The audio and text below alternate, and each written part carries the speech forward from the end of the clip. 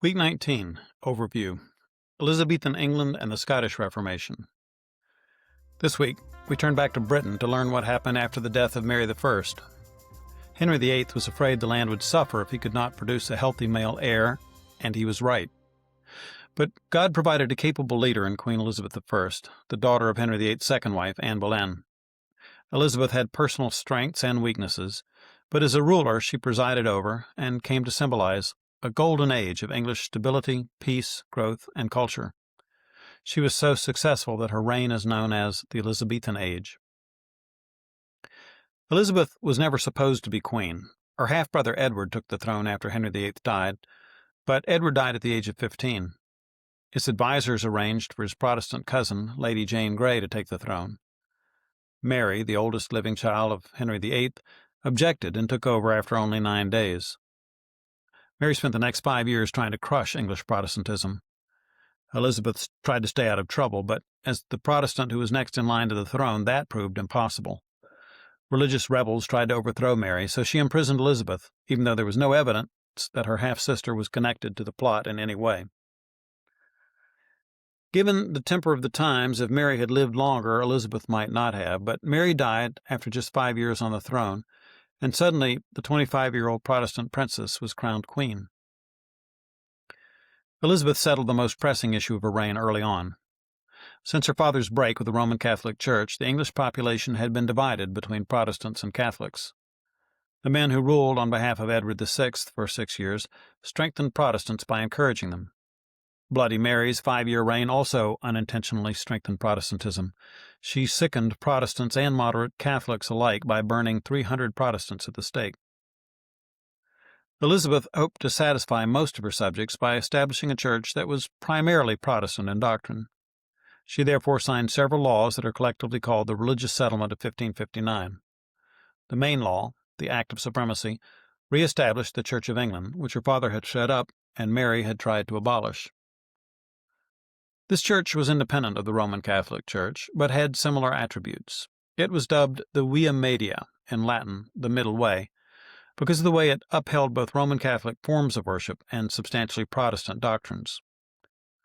The Act of Uniformity approved a new prayer book and enforced its use, and the 39 Articles spelled out the doctrine of the Church of England, also called the Anglican Church.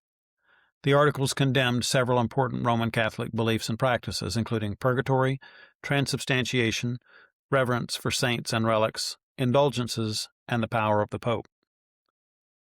The Articles affirm the doctrine of predestination, that people are saved solely by God's grace and cannot earn salvation by good deeds. The doctrine of free will was rejected. Despite these clear doctrinal differences with Catholicism, the Church of England retained much of the look and feel of Rome. The Anglican liturgy, order of worship, and polity, church government, are very similar to that of the Roman Catholic Church. Elizabeth was a frugal queen, some said stingy. She didn't spend a lot of England's money, and she avoided wars of conquest. This freed up funds to build England's infrastructure, and the English economy boomed as a result. Though Elizabeth was always prudent and conservative, she was no coward. There was a great deal of tension between England and Spain during Elizabeth's reign, which was one reason she never got married. She consciously used her status as Europe's most eligible female to keep Spain from attacking England. That didn't keep her from making Spain angry. She gave aid to the rebellious Dutch Republic in their fight against their Spanish overlords. Under her leadership, Sir Francis Drake harried Spanish ships mercilessly. In 1587, he destroyed 30 Spanish ships in port at Cadiz.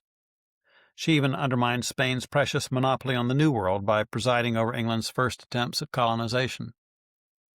All this resulted in the greatest crisis of her reign, the menace of Spanish invasion via a mighty armada. After the defeat of the Armada in 1588, England was secure from foreign aggression, and English culture flourished until Elizabeth's death in 1603. The Elizabethan age was rich in genius. Older teens may have already read The Tragical History of Dr. Faustus by Christopher Marlowe. In another age, Marlowe would have been the biggest name in theater, but he's overshadowed by William Shakespeare. Shakespeare may have been the last and best example of the secular side of the Northern Renaissance. In Elizabeth's time, England wasn't the only country on the island of Britain. Scotland was independent at this time, and was undergoing its own changes. Scotland had its own leaders with their own struggles. Before Elizabeth came to the throne, her second cousin, Mary I of Scotland, also known as Mary, Queen of Scots, took the throne as a 6-day-old infant. Mary was raised Catholic and at the age of 15 left Scotland to wed the Dauphin, the Crown Prince of France. He died 1 year after he became King Francis II. She returned to Scotland and married her cousin, Henry Stuart, and had a son, James, who would grow up to be the King James they named the Bible after. But that's getting ahead of our story. Mary led a hard and interesting life. Her relationship with her husband wasn't good, and when one of her favorite courtiers murdered him and married her, she was run out of Scotland. She went into exile in England. That was hardly a safe spot for the nearest Catholic heir to the throne of England, especially because she could not seem to resist the urge to plot against Elizabeth. In the end, with much regret, Elizabeth had Mary executed. John Knox, a fiery Scottish preacher who had been greatly influenced by John Calvin, boldly preached to Mary, Queen of Scots, before she was forced to leave Scotland.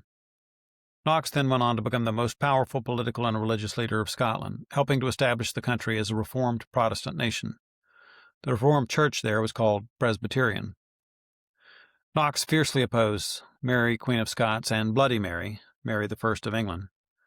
He wrote a lot, but his most memorable title was probably "The First Blast of the Trumpet Against the Monstrous Regiment of Women." By regiment, he meant rule, arguing that it was unnatural, hence monstrous, for women to rule countries. This little tract did more harm than good to his cause. When the Protestant Elizabeth took the throne after her half-sister Mary died, her personal opposition kept John Knox from getting involved in England. During the Elizabethan era, the Protestant faith made significant inroads into England, though not in the pure Calvinist form that Knox would have preferred. Elizabeth spent her first years on the throne establishing a religious compromise that was politically strong but theologically weak. Elizabeth's compromise minimized the amount of persecution on religious grounds. It gave the moderate Church of England a chance to develop popular support, although a more radical religious movement grew up alongside it. This was the Puritan movement, so called because it sought to purify the Church of England from within. The Puritans objected to many things about the Church of England. One point of difference was the way the Church was governed. England kept the same governmental structure as the Church of Rome, where priests were subject to bishops who were subject to archbishops and so forth. This is called an episcopal form of government because episkopos is the Greek word for bishop or overseer. Although there was scriptural support for this model, Paul and the other apostles exercised this kind of authority over the New Testament churches, it tends to grow churches in a top-heavy political direction. Men get promoted to positions of church leadership because of their earthly connections, not their heavenly hearts. It was quipped that men of gravity seldom rise in the church.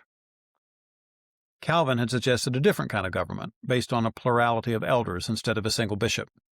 Presbyter is the New Testament term for elder. Under a Presbyterian system, the pastor of a church is just one member of a group of elders. In theory, this provides for accountability and support. These elders, pastors as well as laymen, regularly come together with other elders in their area. These are called presbyteries. When Presbyterians need to meet on an even wider scale, they send representatives to a gathering of presbyteries called a synod. The presbyteries are represented in regional synods or assemblies. This form of church government provides for representative government at all levels, with lay elders participating equally with ministers. Pastors and lay elders are theoretically equal in rank. The leader of a local church is called the teaching elder, while the laymen are ruling elders. The Episcopalians and Presbyterians weren't the only possible forms of church government, however. A third kind of polity began to emerge around this time called Congregationalism. In congregational churches, church members choose their own pastors without being tied to any larger denominational structure. This was a radical concept in Europe, where such separatists had little lasting impact. Many of them were persecuted, even under Elizabeth's tolerant system. After Elizabeth's reign, things got worse for these dissenters. Separatists like the Pilgrims fled to Holland looking for a place that would accept them. As we'll see next unit, these Congregationalists had a big impact on the New World. When Elizabeth took the throne in 1558, Spain claimed the entire New World. When Elizabeth died in 1603, Spain's hour had passed. Now England was ready to expand across the ocean, and the people who disagreed with Elizabeth's moderate middle way would lead the charge.